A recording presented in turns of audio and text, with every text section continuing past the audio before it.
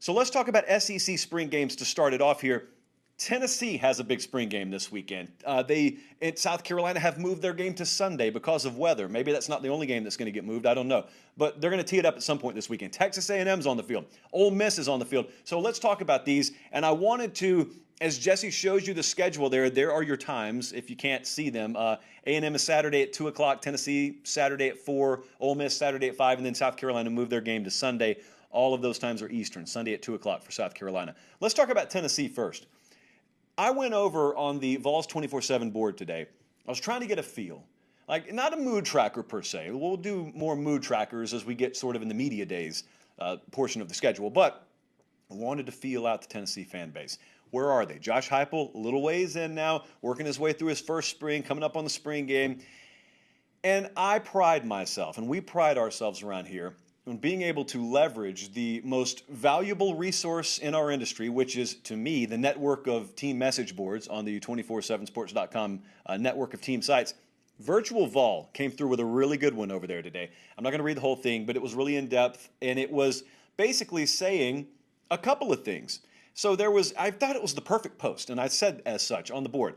He said, the roster at this point is probably a little bit better than the nation thinks it is. We lost some guys, but yet we also had a terrible offensive plan, or if we had a plan at all last year, it was negligible. So we got a guy coming in, and we got a staff coming in that understands how to properly leverage offensive talent. So we've got that. We got a roster that's probably a little bit better than people think it is, but yet we're also way, way away from being able to contend at any level. There's hole here, there's hole there. So, let's not go crazy, but it's reasonable to expect us to make a bowl game this year. I agree with all that, by the way. So I wanted to give a shout out there to Virtual Vol and the folks over on the Vols 24/7 message board. Is it time to reset offensive expectation? Is the entire backdrop with which I will watch this Tennessee spring game Saturday. We're not going to, obviously, and kind of a caveat for everything, you don't really learn anything definitively from a spring game. But what you can start to get a sense of is, how do we really know what Tennessee has offensively? You know the names. How do you really know what they're capable of? Like, I got so tired of seeing Director Emeritus Colin walk in so mopey, head down, kicking a can into the studio after every single Tennessee game this past year because he did not have an offense that gave him any confidence. Is he going to have one this year? If you don't pull for Tennessee, if you're indifferent, for the sake of Director Emeritus Colin, at least hope that you see a tangible, viable improvement for Tennessee offensively Saturday. And that really boils down to what position? It boils down to quarterback. Now, there's an interesting thing going on at Tennessee quarterback-wise that, again, if you're not a diehard Tennessee fan, you probably have been a little bit tuned out on. Jarrett Garantano essentially transferred to Russia. He went all the way to Washington State, Knoxville to Washington State. There are no direct flights. I checked. Even JetBlue does not go from Knoxville to Pullman, Washington. So he's out of the picture. But who's still here? Well, Brian Maurer is still there. You've got Harrison Bailey still there. But Hendon Hooker, you don't know that name if you're just an SEC guy. He comes in from Virginia Tech. And now Joe Milton, coming in from where? Michigan? Won't be there Saturday, mind you, but a whole bunch of names in the mix here. So here's the thinking. Here's the hope, and maybe the thinking amongst the faithful there in Vol Nation. It's that if we got a guy in Josh Heupel who specializes in this whole offensive thing and specifically quarterback, and we got 4 of them that have shown pulses of life at various points in their careers, maybe we have the right one somewhere in that room. I wouldn't quite call it the equivalent of what LSU's dealing with because that's kind of a theme there. I think the overall talent level's better in the LSU room. But when Harrison Bailey walked in, we were thinking Harrison Bailey's eventually going to be the guy. Maybe he still will be. Maybe Hooker from Virginia Tech is one of those guys, perfect place, perfect time, perfect intersection with the right coach and the right system.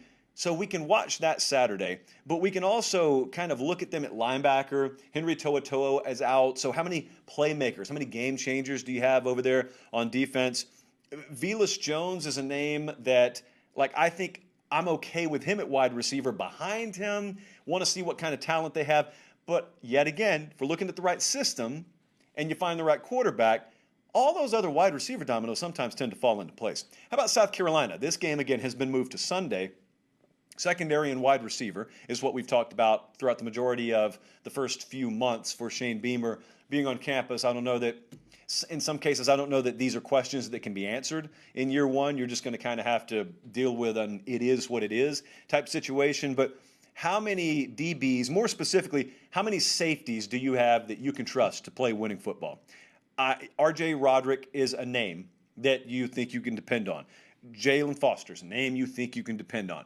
There is very little true proven safety depth that they have on that team. Now, corner may be in a little bit better situation, but with the way offense works in this conference these days, to have some question marks, let's say, at safety, it's not the best place to have question marks anymore. It used to be that you thought you could get by. You know, we're going to face Georgia. They're going to run at a 70-30 clip. We're going to face Florida. Like, what are they going to do?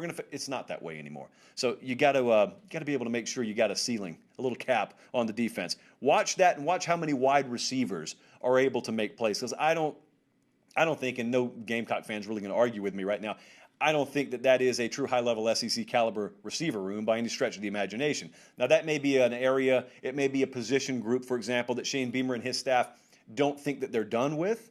It's just widely assumed, and I'm a part of this thinking, that there's a second wave of transfers coming in the sport in general. Maybe they're the beneficiary of that. Maybe not. Time will tell there. Also, there's a name you remember if you follow recruiting, Jordan Burch.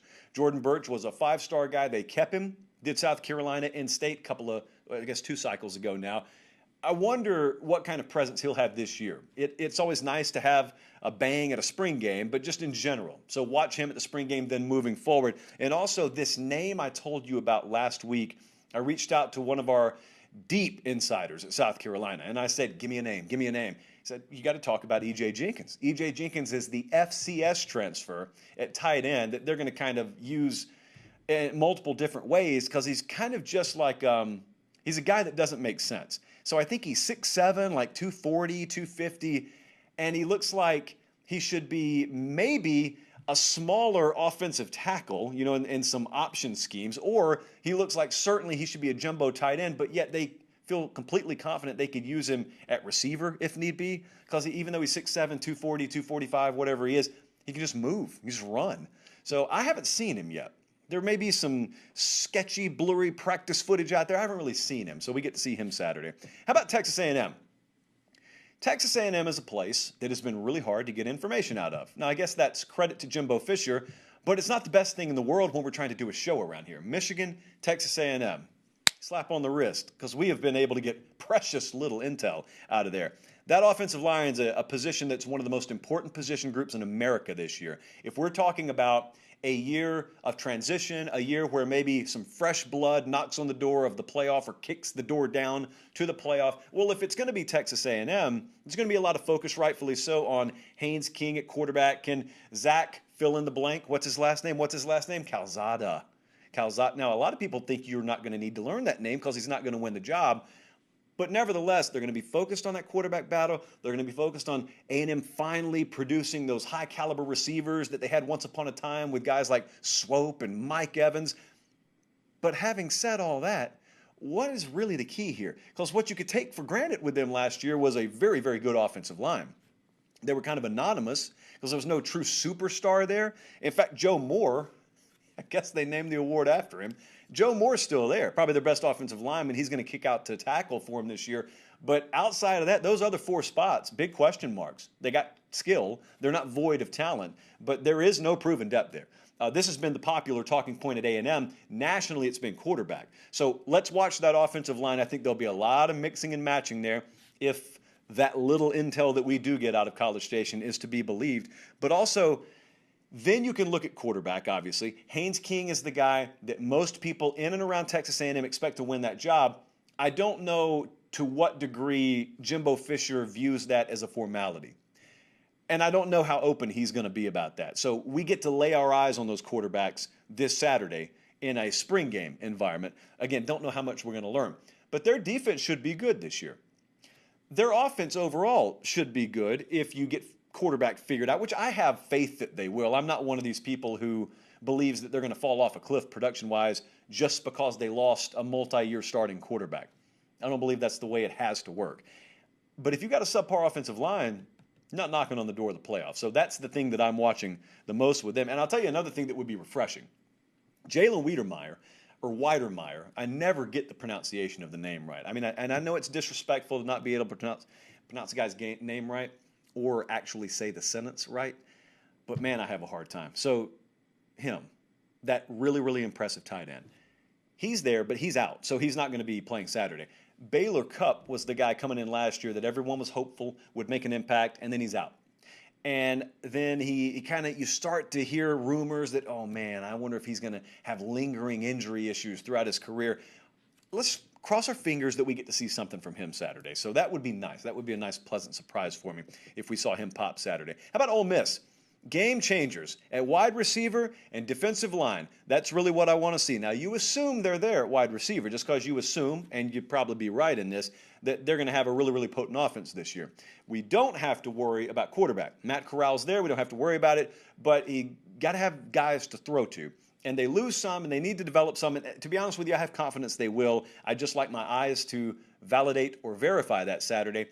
But really what they need are game changers on the defensive line. Because last year, I mean, they pushed Alabama. They were one of the teams that pushed Alabama as hard as any team in America up to and including the playoffs. But what happened was it didn't matter.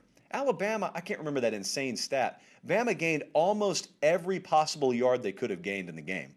I can't remember. It was like 90-something% of total yards possible for Bama to have gained, they gained. In other words, they couldn't stop molasses in December. And so they have to develop depth there, and that's a multi-year deal. But, you know, to be a nice start, because they're very excited there. Like, they're very excited that they got some guys that can be game changers this year, and I hope they're right. Because if they are right there, and they have flipped a critical mass of that defense, which you'll start to see Saturday if that's true, then all of a sudden, like, Ole Miss is, if not an outright SEC West contender, they are certainly going to terrify a lot of people. So let's keep an eye on those games Saturday.